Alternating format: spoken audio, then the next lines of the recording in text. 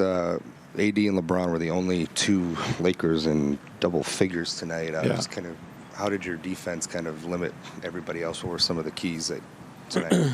Well, I mean, I don't know how much we limited the other ones as much as, we did a good job on Reeves for sure. We did a good job on those other guys, but the ball was in Anthony and LeBron's hands so much, that they were going to do their damage. I think, AD off to a super hot start. Rudy, we were a little better on him in the second half for sure. So, What was your view of LeBron's shot there?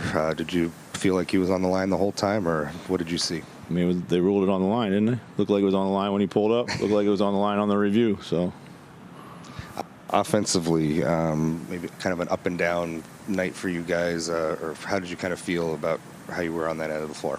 I mean, it's the same story as we talked about before the game. We shoot 50%. With 19 turnovers. Whenever we didn't turn over, we got, I thought, really pretty decent looks. Sometimes the switching bothered us a little bit, but I thought we moved it really well. Just turnovers continue to plague us. So. You guys have been fighting yourselves, it seems, for a couple of weeks at least now, or 3, but you keep winning. What is it? The resourcefulness? Is it? Can you pick any certain aspects of your game that have just been so reliable that you're able to overcome this stuff? Well, I think a couple things. One, our defense has stayed consistent. Clutch shot making's been big. We've made shots in close games. We've not been able to sustain leads that we're building, whether even they're 7 or 8, 9-point leads, just because of the turnovers. We're getting to the free throw line. Ant in particular is getting to the free throw line at a good rate right now. So those things I think are pretty sustainable and feel sustainable right now. So, with Cat struggling and Nas having a really good game, did you any thoughts on breaking the normal rotation there? Yeah, there was. But I figured, also with foul trouble, might as well eat him up, right there too. But I was waiting to see if I could get to, Kyle to close the game defensively. And, I think about a minute 45 or whatever, we were able to do so.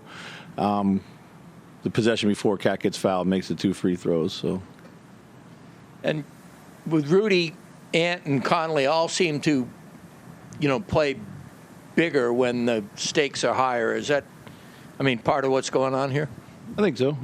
For sure. Ant his consistency in playing in these games has been extremely impressive. It's, the next stage of his growth everyone always asks me about. You got to play, at a high level every night. He's certainly doing that. We know he loves the moment.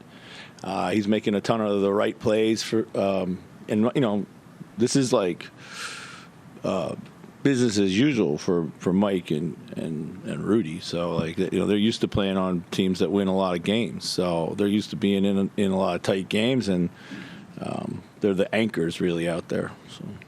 Is that a learning moment for Jaden there? I would sure hope so.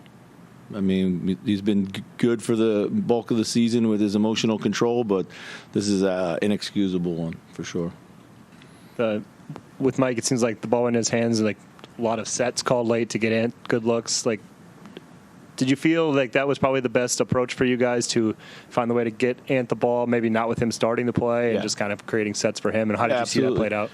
Yeah, you get the ball in Mike's hands, get Ant moving around, and it's probably the best formula for us. So.